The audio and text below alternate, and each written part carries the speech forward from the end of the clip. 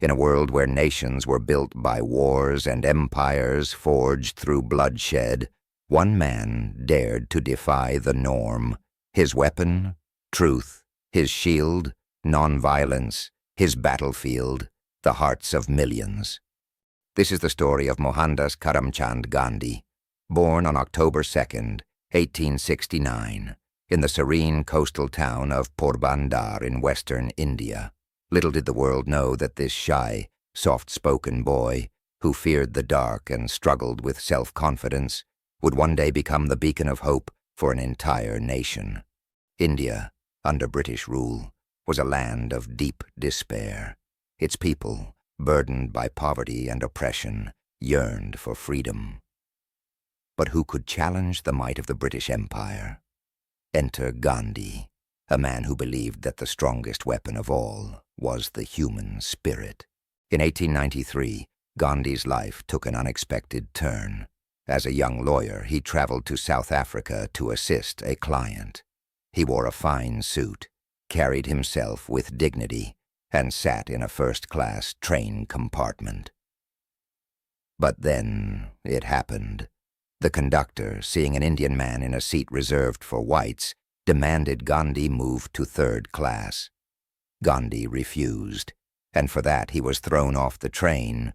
That cold night at the Pietermaritzburg station changed everything.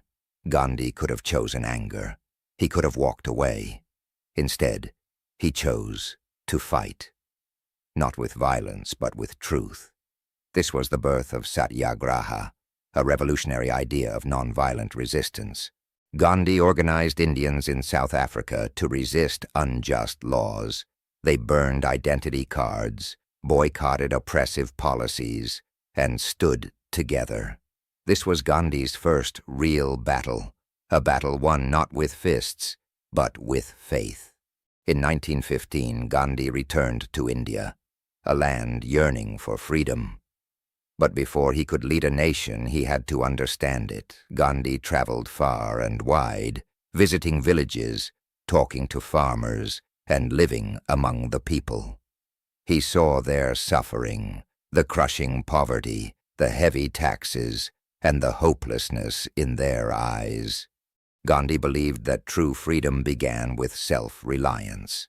He urged Indians to spin their own clothes, boycott British goods, and embrace simplicity. His spinning wheel became a symbol of resistance and unity. The year was 1930, and the British controlled even the simplest necessities of life, including salt. Gandhi decided to challenge this injustice with an act so simple, yet so profound, that it would awaken an entire nation. He called it the Salt March.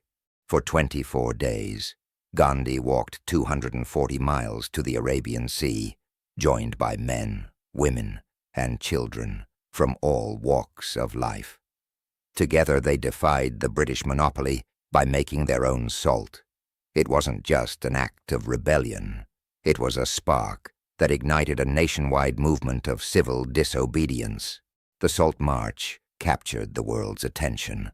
It was covered in international newspapers, inspiring movements far beyond India. The British could no longer ignore Gandhi or the growing tide of resistance he had unleashed. By now, Gandhi was a global figure. In 1931, he traveled to London to negotiate India's future at the Round Table Conference.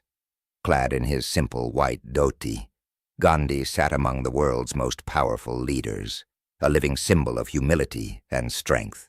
In 1947, India achieved independence, but the victory was bittersweet. Partition divided the land into India and Pakistan, leading to unprecedented violence. Gandhi, heartbroken but undeterred, dedicated his final days to healing the wounds of division, fasting, and mediating to restore peace. On January 30th, 1948, as Gandhi walked to a prayer meeting, 3 gunshots rang out. The father of the nation was gone, but his legacy was eternal. Gandhi's life was a testament to the power of truth, love, and unity. He proved that one person, armed with courage and conviction, can change the world. Today, his ideals continue to inspire movements for peace and justice across the globe. And so, the story of Mahatma Gandhi is not just history, it is a call to action for all of us, to live with compassion and stand for what is right. The spinning wheel keeps turning, and the journey of truth continues.